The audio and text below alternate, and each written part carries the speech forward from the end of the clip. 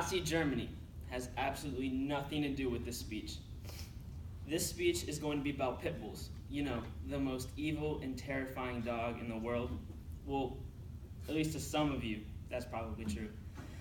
And according to the Huffington Post, in North America, 5 states and 2 provinces, Montreal and Ontario, Canada, would agree with you.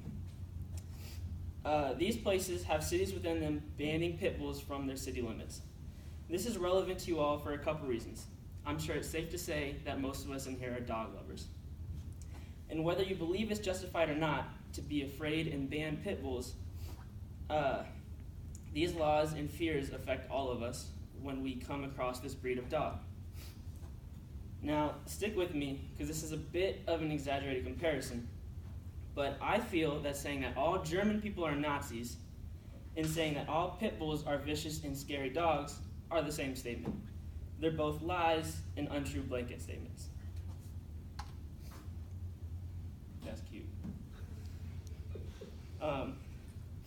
Throughout this speech, I'll be explaining the truth behind this misunderstood breed and why the pit bull is in fact the opposite of their common stereotype, which is that it's a hostile and fearful dog. In a few moments, I'll tell you all why the society should begin to change its outlook on pit bulls, evidence proving that the pit bull is a misunderstood animal, and how we can work to change the perspective on pit bulls so that way these animals can live happier, better lives. That's cute too. Society has created a wildly inaccurate stereotype around the pit bull that needs to be corrected. Malcolm Gladwell, an author for Condé Nast Publications, discussed in an article on why Ontario, Canada banned pit bulls. It was because of one single incident when one male person was attacked by multiple pit bulls in front of the dog owner's home. However, despite there only being one on-record incident of pit bulls attacking people, Ontario decided to ban all pit bulls. I believe that this is because the pit bull's name has a bad stereotype, so the dog was generalized and then banned.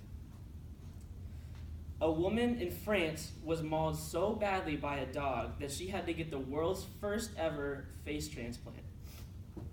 And the dog breed responsible for that?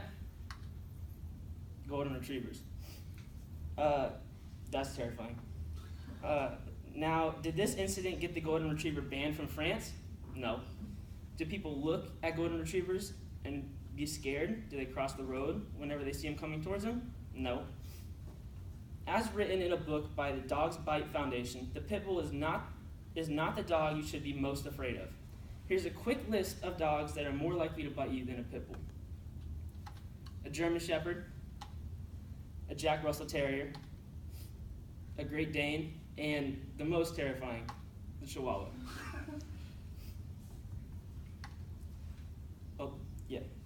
Dana Hardaway, a graduate of Yale University and a distinguished author, explains in her book, The Companion Species Manifesto, that it is not the dogs that should be blamed for their actions, but their owners. Evidence and research have proved time and time again that loyal dogs, such as the pit bull, mimic their owners' attitudes and behaviors, that they act in ways that have been demonstrated and taught to them by their owners. Many pit bulls are purchased and bred into the dogfighting lifestyle. This is because of their naturally big build, strong muscles, and loyal tendencies, not because they're naturally aggressive dogs. Dogfighters will juice up and specifically train pit bulls to attack and kill other dogs and people. Oftentimes, when dogfighting domains are busted, all the animals, including the pit bulls, will be transferred to a shelter to be adopted.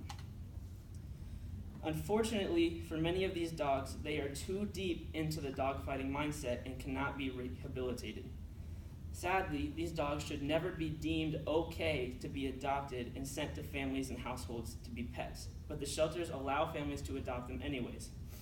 In many cases in which a pit bull has attacked a person, it has been a dog that was originally sustained to a dogfighting lifestyle. So it had become that specific pit bull's nature to attack. It was not the dog's fault, but the owner who force the dog into that lifestyle. It's a quote, I think Martin Luther King was talking about pit bulls when he said this. I have a dream that one day I will not be judged by my appearance, but be constant in my character. No, but really though, it's important when you see a dog that you don't judge it by the breed of the dog, but by its current attitudes and behaviors. That if you were to ever adopt a dog, you should understand where they came from too, just in case. In order for the stereotype of pit bulls to go away, we as people have to first begin to respect the animal. Oftentimes, people see a pit bull and they tense up, and then this causes the dog to tense up because they can sense your emotions. So often, people have bad experiences around pit bulls and not other dogs because of this. When you tense up around a dog because you're afraid of it, the dog will often go into a defense mode. Or they'll act much more aggressive towards you because it doesn't understand your behavior. The pit bull could be just worried that you're going to attack it or its owner. This is also why many people do not have these scary moments with other dogs, because they don't tense up around them and make them worried. Another contributor to pit bulls' intimidating behavior toward people outside of their owners may be that they are so used to outsiders being afraid of them. So when they see a person, they have unconsciously been trained by the high amount of previous people's scared emotions around them. They have learned that they are the same to everyone, and that they have to treat everybody like they're a potential threat to their owner. So again, it's important to treat a pit bull with respect and not to be scared of it when you're around it or approach one, because the dog will mimic your behavior. I've had a lot of experience with pit bulls in the past. Many of my family members and friends have owned pit bulls, so I've been around it my whole life. And while I have had that bad experience around a pit bull, I've also had hundreds of awesome experiences with these dogs. I've observed the differences in a pit bull's behavior when a person is timid around it versus when a person is very comfortable around it. And it's like night and day between the overall experience that the person and the animal have together.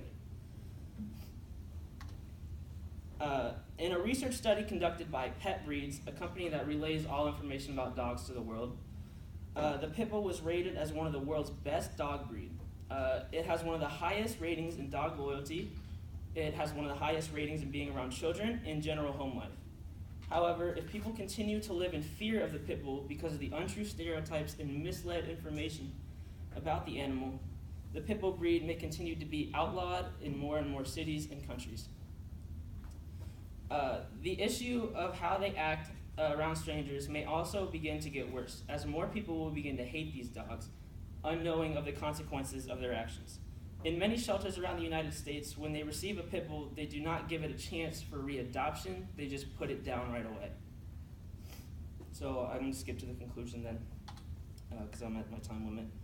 And I'll leave you with a quick quote that I definitely did not change at all. In the words of John Locke, loosely, all pit bulls are fundamentally good.